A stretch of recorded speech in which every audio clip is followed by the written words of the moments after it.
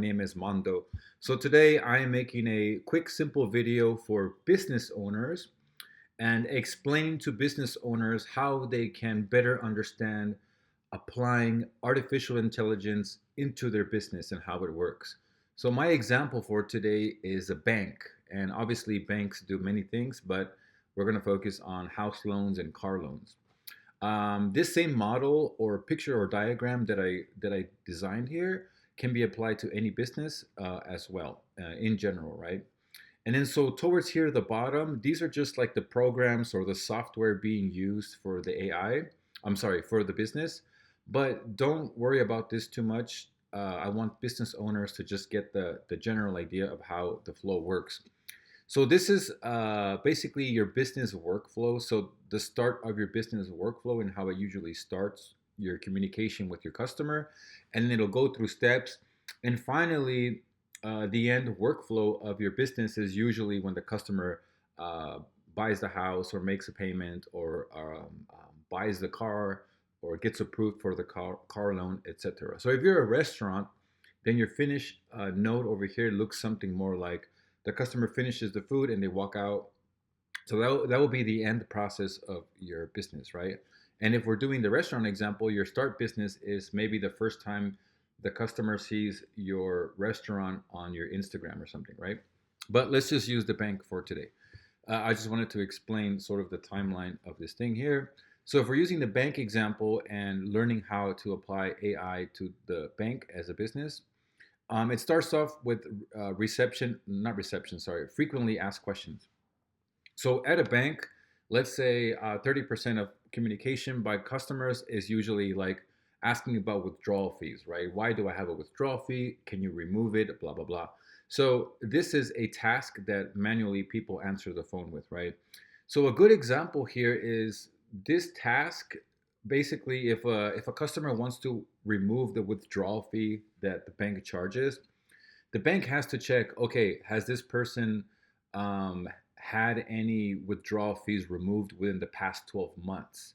So usually the person at the bank has to like check up their bank information or their credentials or whatever, and they have to see manually like, okay, did this person call the bank before asking for us to waive the fee or pardon them for the fee, right? So involves manual work, meaning it's a human. There's a phone.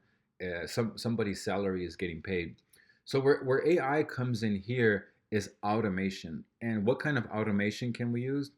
If you look here, we can use a what we call a voice agent. And there's a lot of software. Like I said, don't worry about it too much. But one of them is retailai.com, and that's a platform for complex voice systems. And that's how your business starts benefiting from automation or AI, okay? As a bank, right? And then some businesses have landing pages, some businesses have Instagram messages.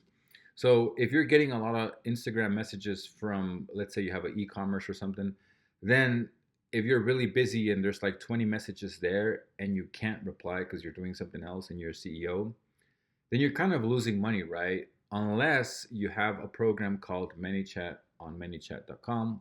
Don't worry about that too much. But basically, it's a chat bot that will take your leads all the way from the start, all the way to the finish on its own. Meaning, like they'll get qualified, they'll upsell them. The chatbot will check the system and to see if they actually have purchased before, right? So it's a complex process, but there's a lot of like filters and conditions, and you can do that with ManyChat, right? So we're applying different technologies and different steps of the sales process or the business process, right? But one of the most important things, as we see here, is that the software, the ManyChat, is going to collect email and phone number. That's very important. So it should collect it up front immediately, whether to find out if the customer is a returning customer or if it's a new person. So if it's a new customer, then we really want to get their data, and you can set ManyChat to do that initially, and basically send it to your CRM, your customer relations management software, or your Google Sheet, whatever you're using.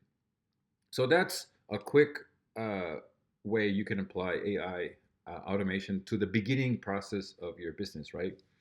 And so the next process is, if we're using the bank example, is um, let's say the person is asking about the withdrawal fee, or some persons are just returning customers, or some persons are trying to apply for a car loan or a bank loan or a house loan, right? So then here you'll have a form automated, right? So the customer fills it out online, and then that data will go on to the next step. Some customers don't finish the application. Some customers make a deposit, or some customers make an appointment to come to the bank, right? So all of this is handled by the chatbot or the AI or the voice agent. So it depends how your customer is communicating through your website or through a phone call, right? And if you're kind of noticing here, we're eliminating humans, we're eliminating employees, we're eliminating the bank or the business from having to pay salaries out to people versus just implementing an AI system, right?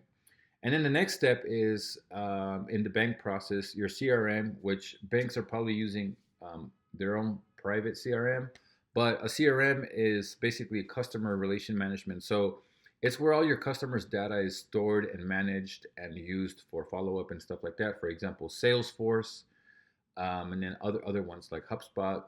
And if you want to make it extremely simple for small businesses, they're probably using Google Sheets, right? So you can see this. They're using Salesforce.com or something like that.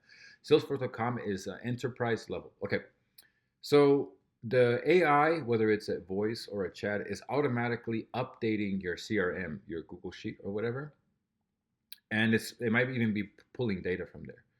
The next step would be, let's say they're buying a house. So it says here, if the credit score is improved, has okay. So basically, let's say we have some customers that couldn't qualify for the home loan because their credit score was too low, or they didn't have enough money, or whatever. The AI will automatically. You can set the AI agent, one of these, um, and you can build agents with N8N through an API. Anyways, don't worry about this too much. So the agent or the AI will, you can set it to check with the customer 6 months later automatically, okay? Or you can have it check with it, whatever, 3 months, and follow up with the customer to check if their credit score has been approved. So the AI system can send the email out automatically to the person who applied for a loan and didn't get approved before, but they can try to reapply then. And then obviously you get to see the point.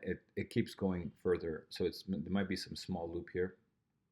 And then the next thing, if you're doing enterprise level, um, like you're, thousands and thousands of employees, then your system and your business is probably connected to a cloud-based service like as I have here, AWS, which is by Amazon, Azure by Microsoft, GCP by Google.